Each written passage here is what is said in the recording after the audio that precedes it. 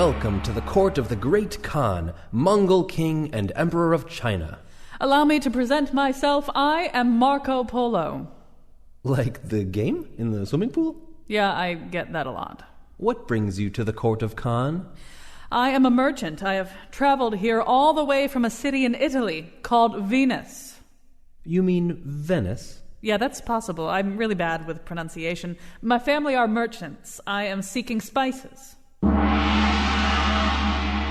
I'm sorry. They hit that every time somebody says that word. What word? Spice? Yes. Perhaps you could tell me which types of that commodity you seek to purchase. Sure. My mother gave me a list. Let's see. We want to buy a lot of star anise. I believe that's pronounced anise. Oh, wow. That is so embarrassing. Although I did have a roommate who fit that description. I feel you. What else is on the list? Fennel seed? We totally have that. Okay. Duck sauce? Not technically a spice. Damn it. Ginger? So many ways I could answer that. How about cinnamon? Really, for that I would recommend India. If I'm honest, India beats us all the hell with spices. I have to talk to somebody about getting them not to do that. Where is this India? Okay, when you leave here, you're going to take a right. You head due south past Hangzhou. Then you'll see signs that say next 2 exits for India. Don't take them. Take a right at the Malay Peninsula, and there's India. You can't miss it. Thank you so much. Meanwhile, today we're doing a whole show about... Don't say it. The S word. And now he always says a little song, a little dance, a little nutmeg in your pants. Colin McEnroe. That's my motto. All right, we are talking about spice today. We're going to talk about it several different ways. We are going to talk about the history of spice, the way an almost feverish desire for spice. It was not the only factor, but it was a major factor in opening up trade routes and in what became kind of global trade and imperialism and colonization and maybe some things that were not that great. And we're also going to talk about the contemporary role of spice because, in fact, in a way, I think it can be argued, and probably will be argued, that our relationship with spice hasn't changed that much, that it's so Proustian and so primal, that it has the ability to excite in us things that you couldn't excite on such a short-term basis any other way. So I don't know. That sounded incoherent, what I just said. But anyway, fortunately, the guests are going to be much more coherent. That's sort of the format of our show. Joining us from New York, Lior Lev Surkars is the chef, a spice blender, and owner of La Boite, a biscuit and spice shop in New York City. He's also a spice therapist. And yes, we will explain to you spice therapy. Also joining us is Paul Friedman. Paul Friedman is a professor of history at Yale University and the author of Out of the East, Spices and the Medieval Imagination, and 10 Restaurants That Changed America, which is scheduled for publication next year in 2016. Later in the show, we're going to talk about our native spice. It's not really a native spice, but the spice to which we have some kind of nominal connection, and that is nutmeg. Deborah Blum is a Pulitzer Prize-winning science journalist who writes the Elemental blog for Wired, her new New York Times blog, Poison Pen. She's the author of several books, including The Poisoner's Handbook. And she's actually working on another book on poisonous food. Lior will also help us with nutmeg when we get to that as well. Paul Friedman, I'm going to start with you, and we'll be blending Lior like a spice into this conversation as we go along. But Paul Friedman, I just want to begin by having you sort of sketch out for us. I mean, one is taught from the time one is in elementary school that the spice trade really was this driver for international commerce starting in the early Middle Ages, maybe even sooner, that Marco Polo and the East India Company, that all this was not exclusively about spice, but heavily about spice. So how much of that is a lie my history teacher taught me, and how much of that is, in fact, reality? Oh, I'd say almost entirely reality. The European hunger for spices is partly because European food in the Middle Ages was very spicy, much more so than it is now. There's simply a question of taste. But also spices were luxury products, and they carried an image of prestige and health, so that they were, in a way, drugs, or perceived as such. They were healthful ingredients, And because of their wonderful aroma, they were regarded as almost magical in their properties, so somewhat like aromatherapy is now. And because they were very expensive, and because they came from far away, there was this desire to see if some direct route to find them and either buy them cheaply or plunder them could be found. And I would imagine also one of the nice things about spices is that compared to a lot of other things that you could get from an exotic location, which you reached by an arduous journey and faced an arduous journey back, frequently overland in the early days, was that they were very small. In other words, you could bring quite a bit of spice back on a donkey or whatever it was that you were using, as opposed to anything else, that a pinch of it would deliver to somebody living in Genoa or wherever quite a jolt that summed up really in kind of a Proustian way some locale that the average person was never going to visit. Absolutely, and as you'll be talking about nutmeg later, nutmeg is something that has a long life, so that it's not just that they were lightweight, but that these spices preserved their aromatic properties. So, in nutmeg, even if it's a year or two old, if you start grating it, it will release its aroma. So these things took a year or so to get from India or Indonesia to Europe, but they retained this magical aroma. Let me weave Lior Lev-Surkars into this conversation. Lior, you just heard Paul, who's a historian, talk about the notion of spice having a spiritual dimension, but being a historian, he spoke in the past tense. I'm assuming that for you and for your customers, spices still do have something of a spiritual dimension. Maybe that isn't the word that you would use, but tell me the word that you would use. Well, I'd start by saying that what Paul said and is absolutely truth, and I think it's still true today. Spices for the most part, even today, come from faraway countries, so they still retain that magical aspect about them. We don't travel every day to a faraway destiny, yet in many ways, within your kitchen, wherever you are in the United States, you can in many ways travel to these exotic places just by grating some nutmeg or adding some of these exotic spices. So definitely still have a lot of exotic or mysterious value to them, especially when we're trying to explore with these foreign cuisines and cultures. So, Paul Friedman, tell us about the people. I assume these were mainly men or maybe exclusively men who went, say, in the Middle Ages looking for these spices. First of all, I assume this was an extraordinarily risky business, that this was a type of trade that you might make a lot of money from, but you also might die in the process. It's definitely risky to try to go to India, for example. And even when the route was well known, when the Portuguese had forged a route, the chances of surviving the trip were only maybe 2 in 3. So you had to be going for a huge profit. But before that, before the Portuguese reached India in 1498, the trade was in the hands of merchants, but the safest way was to go to Muslim countries in the eastern Mediterranean. So for centuries, people in Western Europe, in places like Venice or Barcelona, bought spices in Alexandria, Beirut, Damascus. The price was high. They knew that there was at least a theoretical possibility of getting them more directly from the supplier, but from their point of view, they just passed the markup on to the consumer. So the people who are really desperate to find spices are not so much the Venetians or the Genoese, but people like the Spanish and the Portuguese. And is it about the money? In other words, this is obviously it's a luxury item. Apparently, there's a wealthy enough class that has a place that they can put their money. They can put their money into this. They can spend it on spices. Is that what drives the actual procurer of these spices, or is it some other kind of panache? It's a panache that has to do with a combination of food, drugs, prestige, conspicuous consumption, as we call it now, and sort of beauty, which includes perfume, aroma, and even the sacred.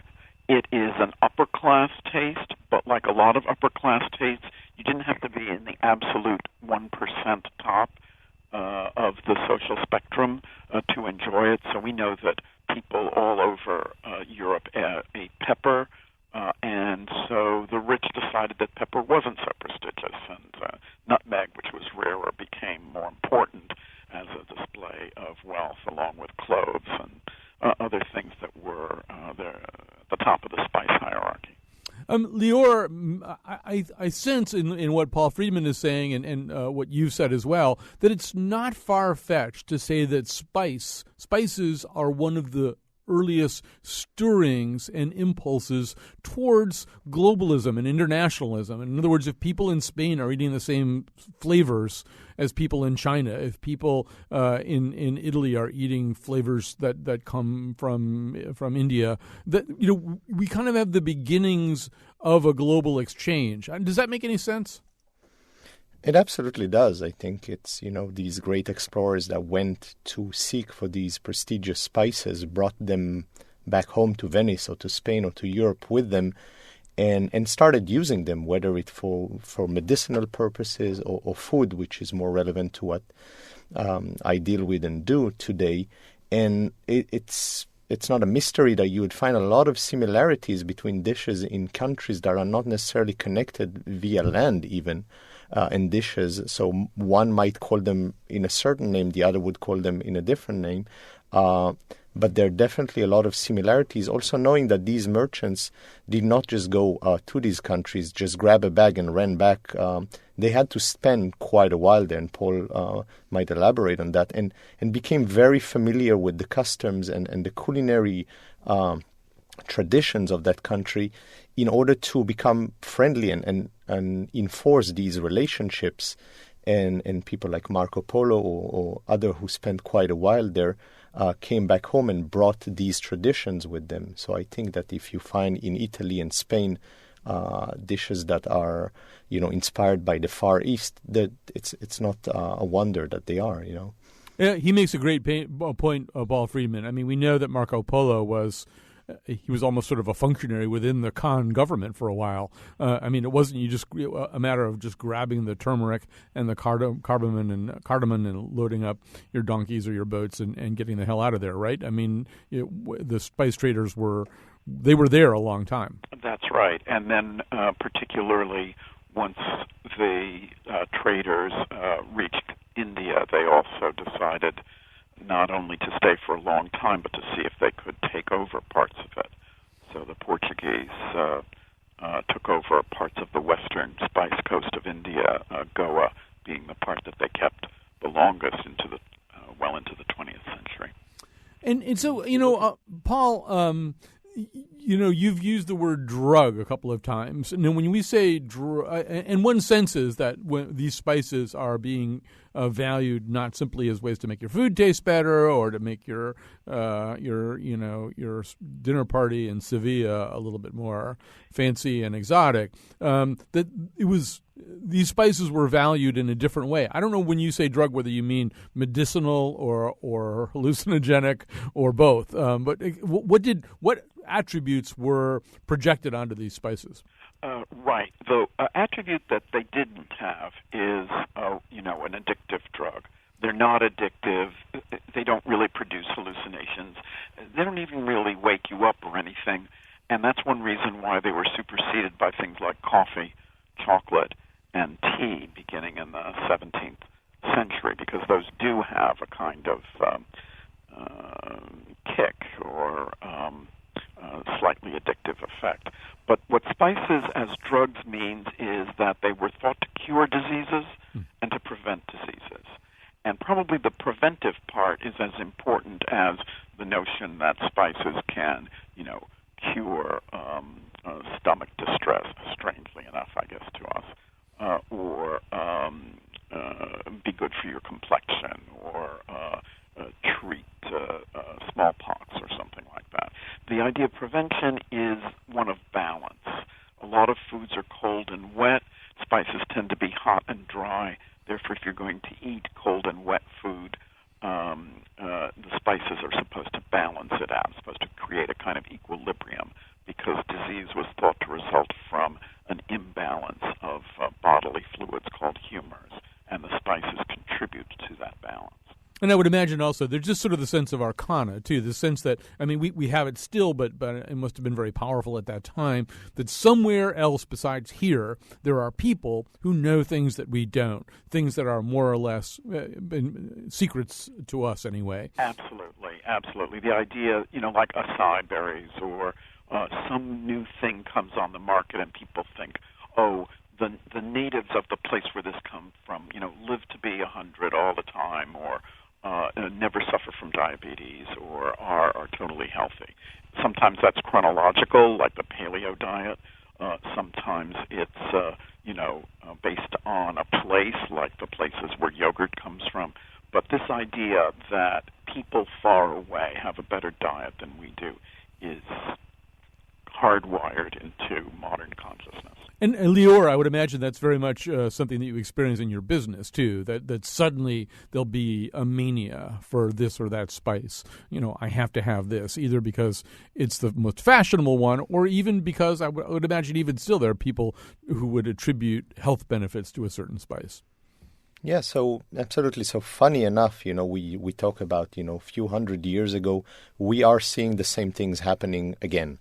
We took a little break for a couple of 100 years maybe, but we're going back to the source and trying to understand why in countries where there's large consumption of spices, people maybe live better, healthier, longer, diseases are in smaller numbers, and we all want to live better.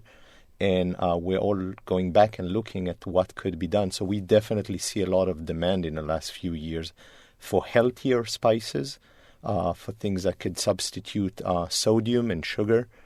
So really a big and growing demand. And people come and ask if we are familiar with these new spices. And, it's a bit funny to me. They're not new. We've known about them all the time. We just chose to set them aside in lieu of some modern medicine that's going back to more traditional medicine in many ways. Paul, I would imagine that you can echo some of what Lior just said, particularly in the sense that American cuisine for probably its first few hundred years may not have been that focused on spice. That's my overall sense of what people think American food is, and that over the last 20 to 30 years we've become more internationalized and a lot more interested in spice. I think it probably began in colonial times where spices had a tremendous prestige. And if you think of Thanksgiving food, a lot of that food has spices associated with it. The sweet potatoes or the pumpkin pie or things like that.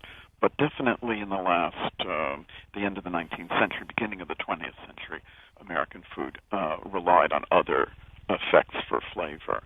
And so the food that I grew up with in the 1950s and 60s was pretty bland. But what's happened since the 80s is not only has there been a lot more spice in American food because of things like new immigrant groups, new restaurant opportunities, but also I think Americans' tastes have just changed. If you look at things that don't have a particular ethnic identity, like buffalo chicken wings or blackened redfish, these are really popular items, and hot sauce and hot spices and contests involving chili peppers are very big, and I think that's attributable to something that just has to do with a change in taste apart from immigration or ethnic influences. Lior, I'm wondering, I was on the Le Boite website looking at some of the blends that you have, and they look terrific. And they're also, within my price range, too. I'm going to start ordering from you instead of going to Penzies. But I would imagine that there are still, are there still, I suppose saffron is the most expensive spice that the average person is going to buy. It's still pretty costly to buy just a few threads of saffron. Are there particular spices that are still incredibly rare? Obviously rarity was one of the things that drove the explorers and traders that Paul writes about. Are there still, sort of pearls of great price within the spice world? Absolutely. Saffron still remains very expensive, if not the most expensive, just because it is important to understand that even though we are in 2015 and we think we've gone a long way. We haven't gone that far in terms of growing spices. It remains a very labor-intense agriculture, grown by thousands of small farmers who, I'll give you an example. If I buy 100 pounds of a very particular pepper from a farmer in Cambodia, which that's all he grows in 1 year, I can grind it within a day. So he spends a year growing just 100 pounds, and we can, in 1 day, pretty much ground them. So spices still remain hard to grow. There's a lot of hand labor. Saffron remains very expensive. They're obviously not as expensive as the times of Marco Polo or the big courts in Venice and in Europe, thankfully. But to go to the more economic side of things, spices have increased nearly 40% in the last year. So if you want to invest in something these days, you might want to look at spices the same way that you look at real estate or others. So they do gain back a little bit of their value from an economic standpoint of view, absolutely. And hopefully some of it will one day land in the United States, and we could see more agriculture relevant to spices here. Let's hope they don't get too valuable. Paul Friedman, my father, used to say to me that all wars were fought over real estate or religion, and I guess maybe this falls into the real estate case. But there were wars fought over access to these spice routes, right? Definitely, and valuations were made of things like a strategic position versus products like spices. The most famous example is that the British and the Dutch traded Manhattan Island, which the Dutch gave to the British, for a nutmeg island in what's now Indonesia, which the British gave to the Dutch. And at that time, in the late 17th century, their values seemed to be equivalent. Paul Friedman, we know that you have to go. We're going to say thank you and goodbye. We're going to take a quick break. When we come back, we'll have more of Lior. We'll explain to you spice therapy. We'll explain to you more about spice blending. Parsley, oregano, arrowroot. I want to tell everyone about my spices. Parsley, oregano, arrowroot, dillweed. What are your favorite spices? I like all the chili stuff. Turkey chili. I like curry, too. Garlic and lemon herb. How do you use them? As liberally as I can when I'm grilling. Here's the sugar. Sugar. Salt is a spice. I probably use too much salt. I love cinnamon and vanilla in everything. Baked goods, coffee, ice cream. Basil and pasta. It's one of those herbs that are versatile. Is cinnamon a spice? I like cinnamon. How do you use it?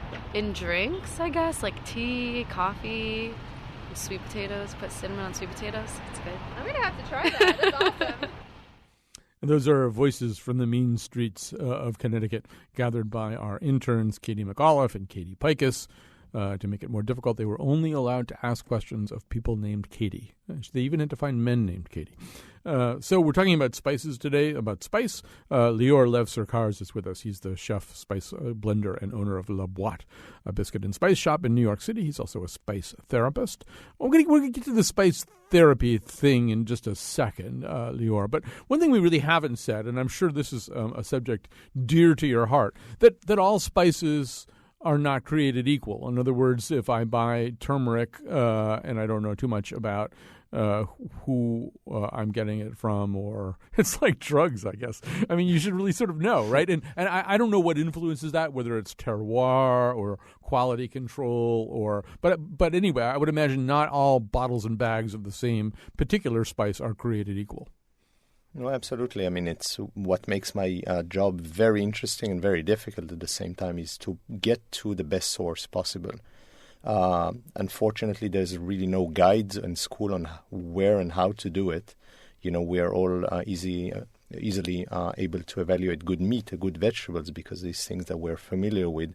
When I started many years ago, I had to train myself, and what I do is just go to the source. I kind of realized that if I want to buy and get the best product, I need to go to the countries who actually grow it, and also found out that if they grow it, they probably use it, and learn from them not only how they grow it, but how they cook with it, which was a great help for me. And the process continues, and I work with farmers directly. in helping them grow a better product, instead of just abandoning the subject, maybe encouraging them to do better techniques and get a better product. I sometimes pay the price. As an example, as a farmer in Colombia who I kind of taught along the way, and today his cardamom is outstanding and so expensive that I have to put myself on a wait list in order to get some of that cardamom that I helped grow. I should have said that we're live here in the afternoon. If you did have a spice question, this would be the person to ask it of. 860-275-7266. 860-275-7266. Lior, you heard those voices from the street. Being typical Americans, they tended to talk about cinnamon and salt. and hardly anybody said fenugreek. And is that a source? I don't know. Frustration is maybe the wrong word. But in other words, when you ask Americans about spices, they don't mention fenugreek. They don't mention cardamom, typically anyway. That our understanding of what the spice palette is pretty limited. It is, yes. It's much better than what it was when I arrived here 12 years ago.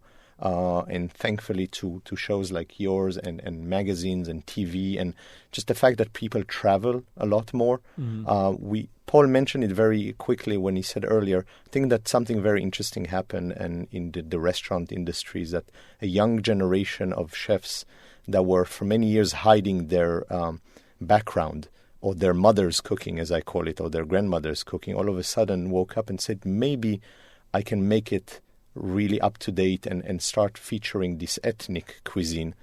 And the response from people all over the U.S. is just overwhelmingly nice and great. And people all of a sudden start talking about fenugreek and turmeric and galangal and all of these fancy words that most people didn't know of. And it still remains a bit limited. It's mainly around the holiday season where everybody opens up their jars of nutmeg and cinnamon and starts seasoning pies and sweet potatoes. But we are seeing more and more happening in the mainstream, and you can find more ingredients even at your local grocery store. You raise an interesting point, which is that when people do that, I mean, I've always been told that one should rotate out your older spices, right? I mean, people tend to buy a little jar of something, and as you say, they use it on special occasions. They don't season with it all the time. But if you're turning to something once a year or once every 6 months, it's probably going to go bad or go stale or lose its punch long before you run out of it. Absolutely, and I think the good news is that spices don't go bad in a way that you'll get sick. Right. So they're safe for quite a long time. It's also a very bad news because people tend to hold on to them forever. I think the key is to buy what you consume, and if you're only using spices during the holidays, so buy them right before the holidays and buy very small quantities. We do encourage people to open up their, pantry and kitchen cabinets more often on a daily basis even and start playing around with food that they're familiar with and adding spices to them and it's just fantastic to see and all of a sudden it takes you from a two-dimensional cooking to a three-dimensional cooking, and who doesn't like food that tastes good? At least I do. I do a lot of cooking, but when it comes to spices, I'm somewhat of a lazy chef. And so I'm very beckoned by and tempted by what you do, which is you blend the spices for me. So I rather than hunting through my spice cabinet for 3 or 4 different things that I might find in a recipe or have some idea of, I'd much rather have the kind of thing that you make. But how do you arrive at these blends? How do you decide who decides what proportions and in what combinations constitute a really effective spice blend? So I have the luxury of deciding what I want, and creating the blend that I want to do. What inspired me is actually my mother, who is a decent cook, but she always had these jars that says fish rub and meat seasoning and chicken, and will never allow me to use them for something else. And when I decided to make blends, my goal was to make a blend that will allow anybody to do whatever they want to do with it. So I make blends. There's always a concept behind it. It might be a person or a place that I visited or a challenge from one of the chef clients that we work with.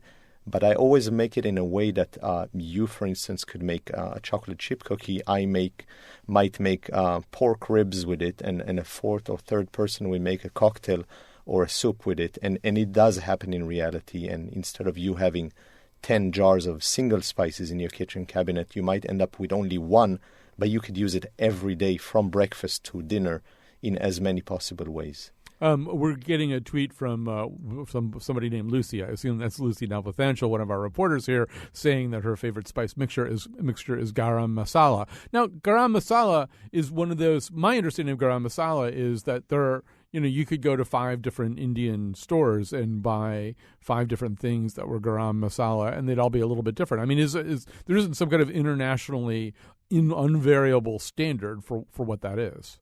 No, there isn't. And, you talk about garam masala or different types of curry. I mean, there's such richness and variety in India, and they really go in depth, and they would have a garam masala for one preparation and then a different one for another one. And every village or every house will be. We're not there yet. I think we have more of a standard here. I don't make a garam masala.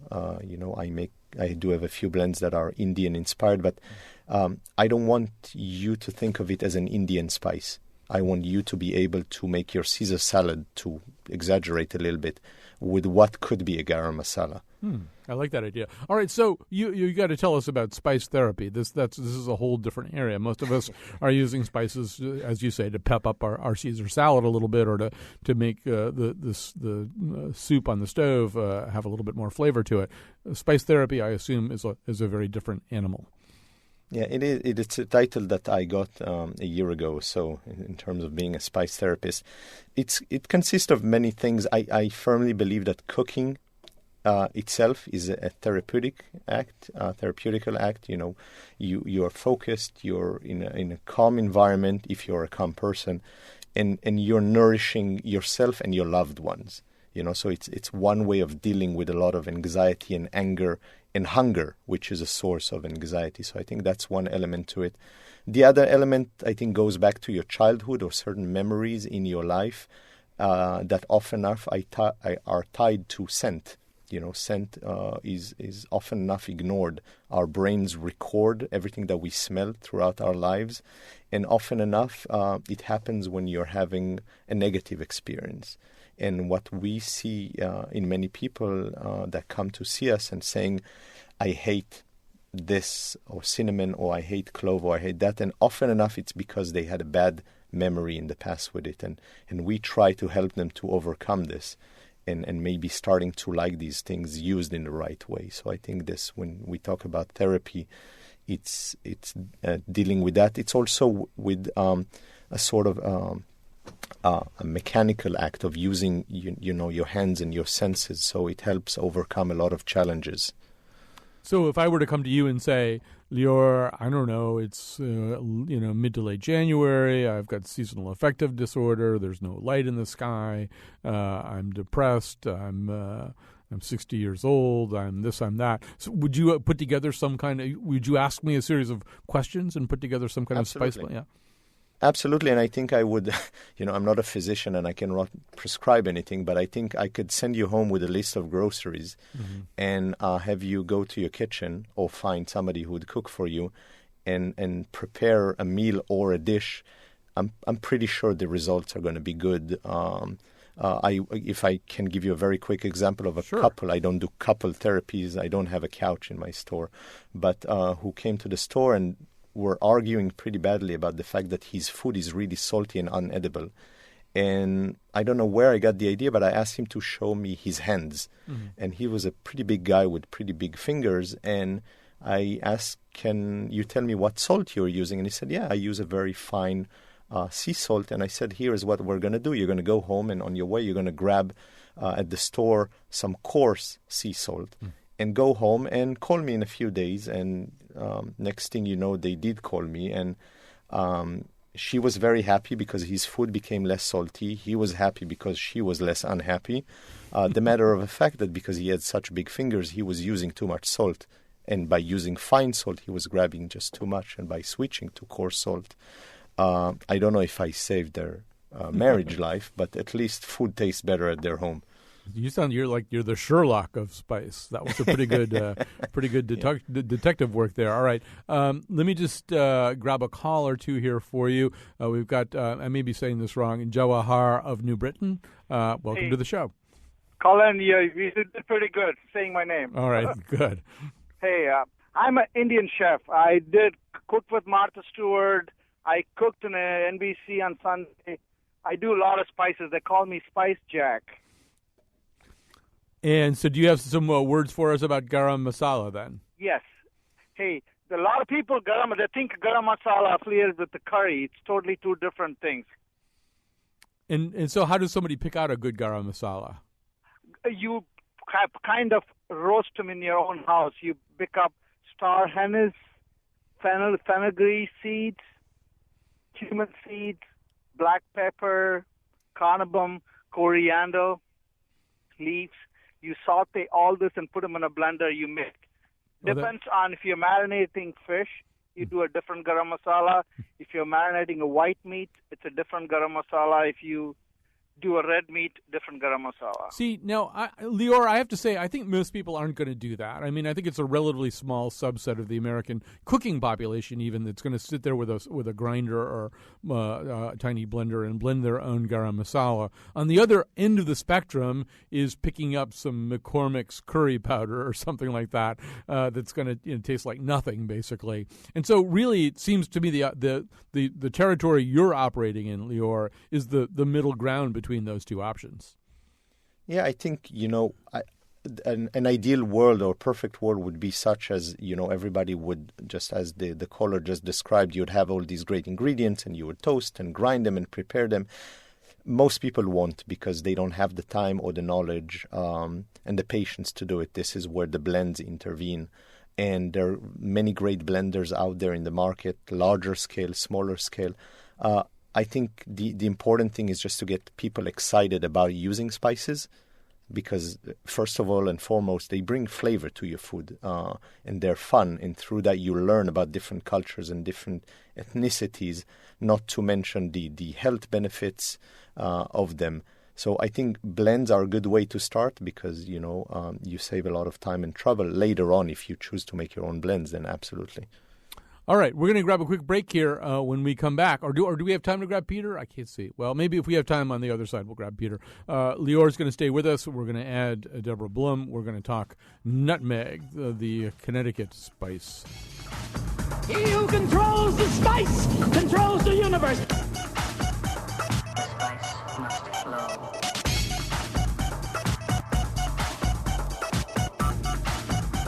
The spice must flow.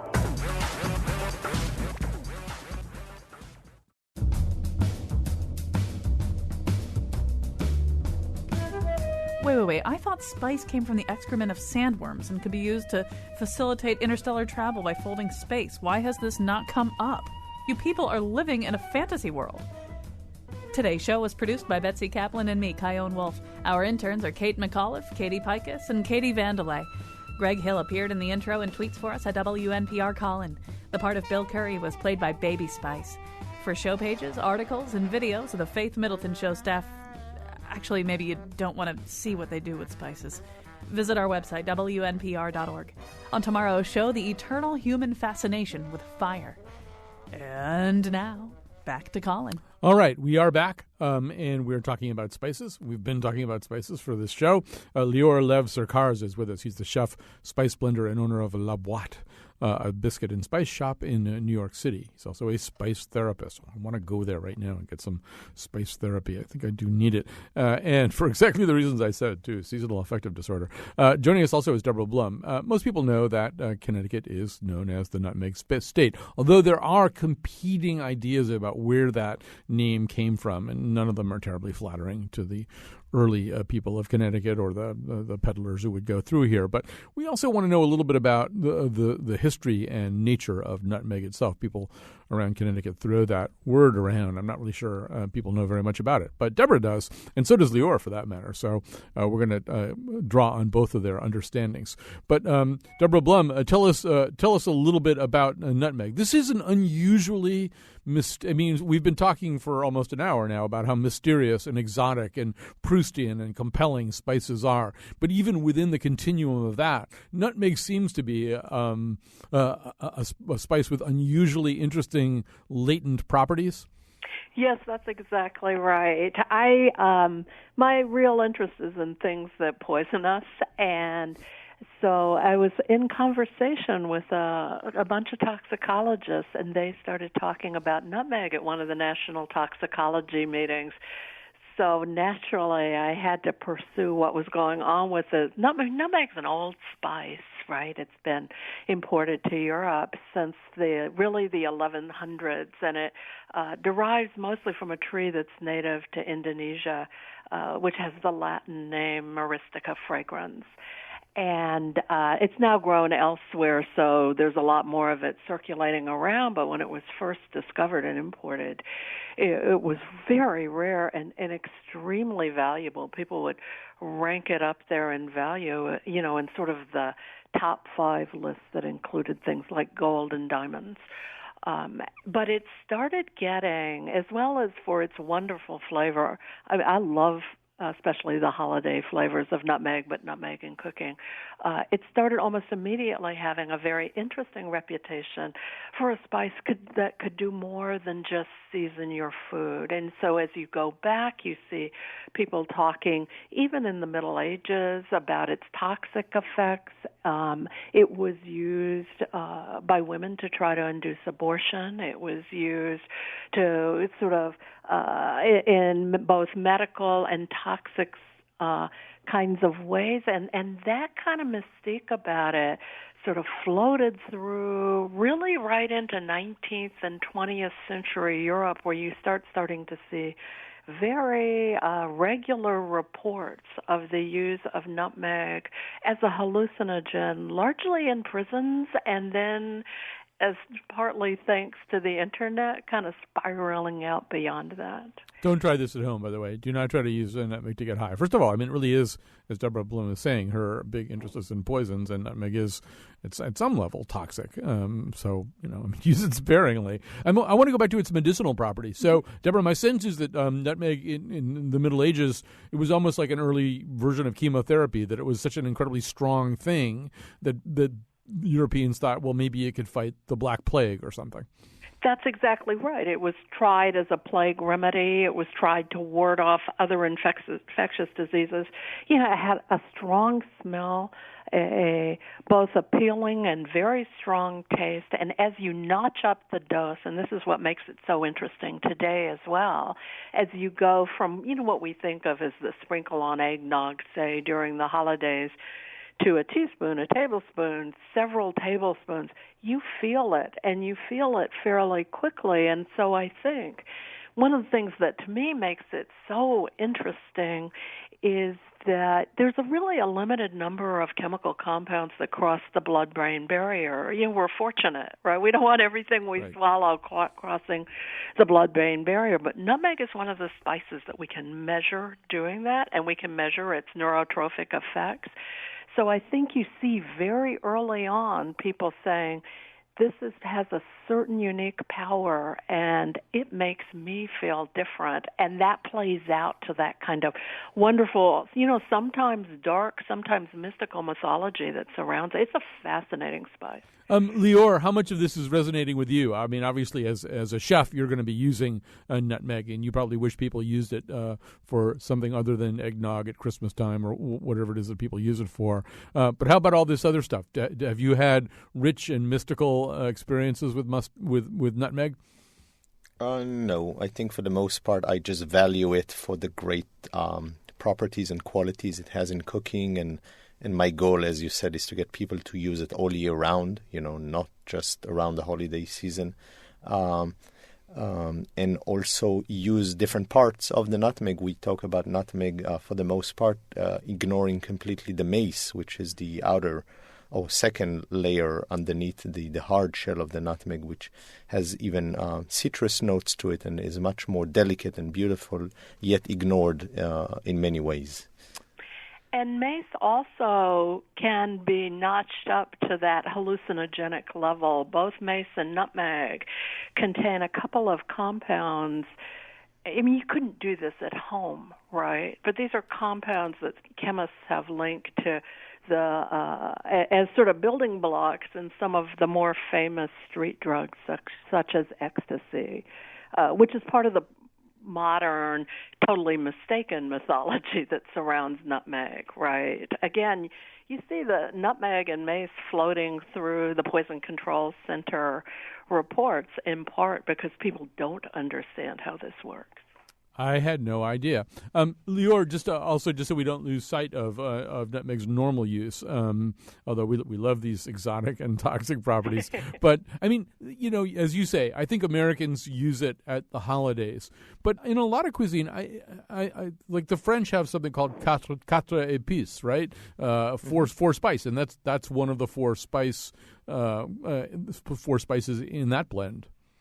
Absolutely, and I think, nutmeg, there's a couple of things that are a bit problematic. For the most part, we buy it here in the United States already ground because it's easier to grind it at the source. I only buy whole nutmeg because I don't know what's ground into my nutmeg. I'd like to see or grind it myself. Mm-hmm. And if you do have whole nutmeg, you need to grate it, which adds another layer of activity in your kitchen, and a few people jump ship right there. But I think anywhere from your oatmeal for breakfast or your fried eggs later on in your coffee or your tea, to salad dressings, to nearly everything, not to mention if you're going to get a cocktail later on in the evening and your bartender grates some on your cocktail, it has a great effect. So there's really no place where nutmeg could not be integrated. I should say that you're not alone. Gordon tweets to us, "I love my West German-made nutmeg grinder." So at least one of our listeners is that. And then Kevin tweets, "I've loved Middle Eastern food for a very long time and just recently discovered how to make barat. And the secret ingredient is sumac powder," which also sounds like something that ordinarily, sumac to me sounds very toxic, but I guess that's another spice you can use. So, Deborah, one thing that I hadn't even quite understood about nutmeg, even though I live in the nutmeg state, is it actually comes from an evergreen tree. Do I have that right? Yeah, that's exactly right. It's a quite beautiful evergreen tree if you go and look at pictures of it online, right? And fairly sturdy because, as I said, it used to be grown on this one island in the sort of chain of islands of Indonesia, but we're now growing it in other places. I think there's some places in the Caribbean as well, which tells you that it's a sort of move-tolerant kind of tree. And you said that it at one point rose to the level of really a luxury item and an incredibly expensive thing. And one of the theories about why Connecticut's called the nutmeg state, I think, is because Connecticut peddlers, itinerant Connecticut peddlers, were selling other things as nutmeg. That, in fact, our state nickname has to do with our general untrustworthiness. But this is something that went on, right? A lot of things would be passed off as nutmeg. Yes, that's exactly right. So I'm looking at a book on doing a book on early history of food safety and adulteration in the 19th century, and there's a fabulous report, at least to me, from about it's like the late 1880s, 1887, in which the U.S. government took a look at spices, and it's so amazing to read this in the pre-regulation age. I mean, people were so inventive in faking spices. There's these people would sell molds to fake coffee beans even, right? So that you would be grinding dirt and sawdust into your cup. Well, that's why we recommend that everybody buy all of their spices from La Boite. I'm actually going on their website right after this show. I mean, it doesn't hurt to know your source. Ground spices, a nutmeg, obviously, if you're buying the actual nutmeg, and it tastes so wonderful when you grind it yourself. is not an easily faked thing. Exactly. But I've seen more recent reports, looking at, what's the source of this ground spice? Actually, I hear music welling up, Deborah, that tells me that I have to go. But thank you so much to you, Deborah Blum, working on the Poisoner's Handbook. Or no, she's already done the Poisoner's Handbook. She's got another poison book coming out. And Lior Lev Surkars from La Boîte.